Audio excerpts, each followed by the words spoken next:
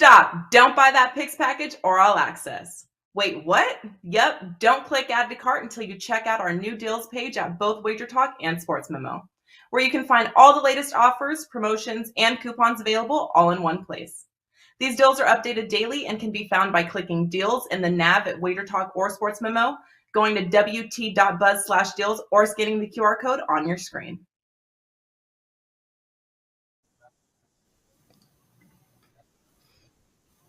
What is up, everybody? Thank you for joining us on The Prop Shop. I am Andy Lang from WagerTalk.com, and joining me, as always, the great, the one, the only, Ariel Epstein, the prop queen. You can find her on MLB Network and, of course, at Yahoo Sports. Ariel, we've got a couple of baseball props to go over, and I want to get to yours real quick because we've got one that starts here in just a little bit. So, again, no time for small talk. Just jump in and tell us what you got for some K-props today. I know we got one here in just a couple minutes. The one you're talking about, it's because it was moved from yesterday to today due to rain, and that is the Cleveland Guardians right-hander, Cal Quantrill. I'm going with the under of 4.5 strikeouts. It's around minus 130 range. Cincinnati may have one of the top 10 K rates in the league. However, right-handed pitchers are 11 and 15 over under their strikeout props this year when up against a right-hander. They're averaging just under 5 strikeouts per start. However, Quantrill has only gone over 4.5 strikeouts one time this year. I'm going with the under on a team that doesn't strike out as much against right-handed pitchers, and the books just continue to book these K props a little bit too high because the Reds are one of those teams that is a top 10 K rate team. It just means the number is too much for a pitcher like Quantrill, who doesn't strike out that many batters. Go with the under 4.5 strikeouts. Love it. Yeah, the rain delay. Oh boy, we loved Jose Ramirez yesterday, and then of course that gets always hate, and I never know what to do with batter props when it gets delayed, especially when we're moving to the evening to the day. So sometimes caution is the best strategy. So you guys can lock that one in. That one starts here in a little bit. So Ariel, let's go back just a week and talk to us about what you've noticed over the last week in MLB. Any trends? The Yankees, my goodness. Is there any team they can't manhandle at this point? The Orioles and Diamondbacks are starting to struggle. So over the last 7 days, what have you noticed in baseball? I've noticed that the lines moving in certain directions do help to at least point out where you should start to look. It doesn't mean that, for example, this is why it's at the top of my head. Yesterday, my fishy line was the Kansas City Royals game. The line was moving in favor of the Royals despite majority of the action coming in on the other side. And I was looking at the starting pitching because Zach Greinke was starting for the Royals. He actually has pitched better at home than on the road. He pitched 4 straight road starts, had 3 straight at home where he only gave up a max of 2 runs. Now he's going to be at home again last night, and the line moved about 10 to 15 cents in favor of the Royals. I didn't really want to back the Royals. However, I did see that the Royals were 6-12 over under when playing at home. That leads me to believe Kauffman Stadium is more of an unders park, at least for right now. I ended up going with the White Sox team total under. If the line's telling me to fade the White Sox other side, in addition to unders being prevalent in Kauffman Stadium, it just led me to correlating the two. Go try to see if the book speaks to you, if the line movements speak to you, dive a little bit deeper and see if you can find a good play. And if it's too good to be true with the books, it normally is way too good to be true. So great analysis. And yeah, watching the lines and being able to figure out what the public is betting versus the sharps and where the books are moving, always good. And you've got another K prop for later tonight. Go ahead and tell us about this one. This is in this evening game, so you guys have plenty of time to lock this one in. What do you got, Ariel?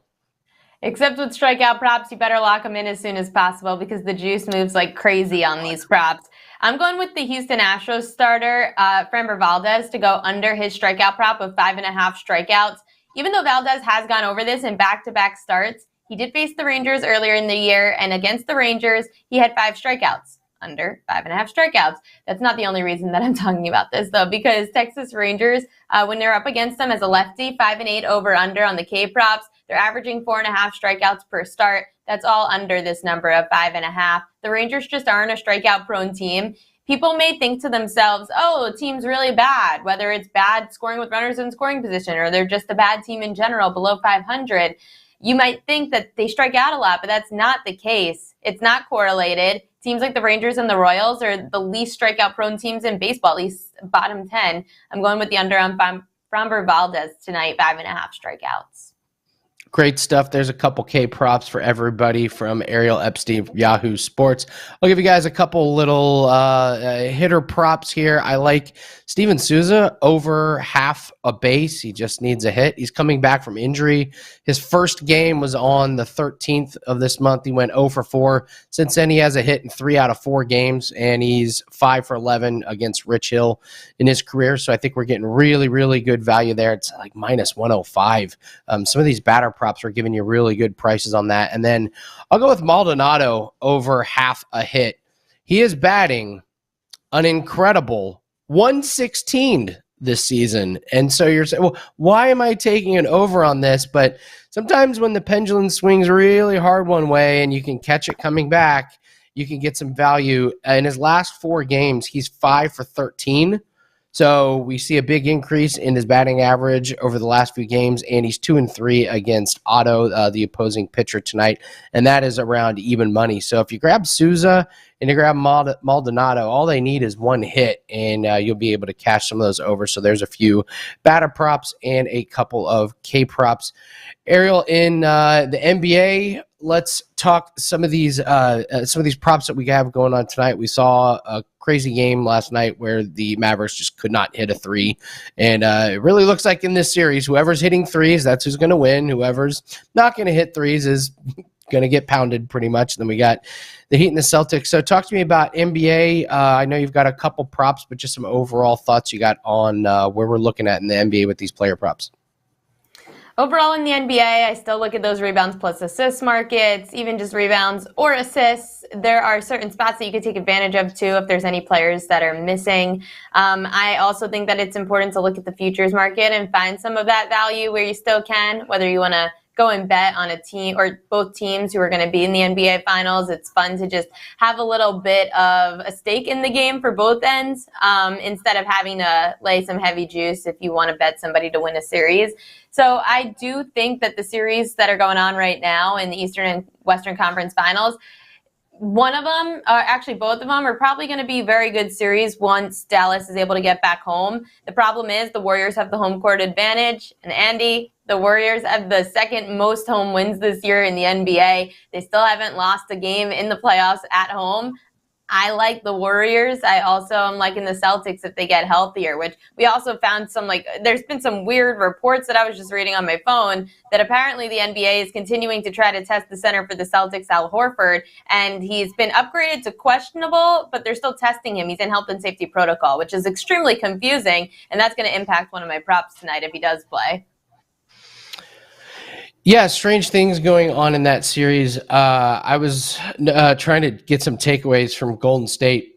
I really think the most important player in that Golden State series is actually Draymond Green and what he does. I mean, he's so good on defense and being able to switch on those pick and rolls to clog up Luka, and he was really good on Brunson last night. So Doncic only goes for 20 points. Brunson goes for 14. And it's kind of translating a little bit to his stats. Draymond, he had 10 points. That's an over for his points props. And he had 9 rebounds, only had 3 assists. So it's kind of crazy that his PRA goes under by half, but he gets those points. And I like Draymond on his points over. If they're going to keep putting up 7.5 on Draymond points, it's too low. He played 29 minutes last night. Got in a little bit of foul trouble, but other than that, not too bad. And he's just a good matchup. Dwight Powell's not going to be able to do anything with him. Mm-hmm. So I was excited by what I saw from Draymond. And also Andrew Wiggins just keeps scoring in this 17 to 19 point range, and the books keep putting up 15.5.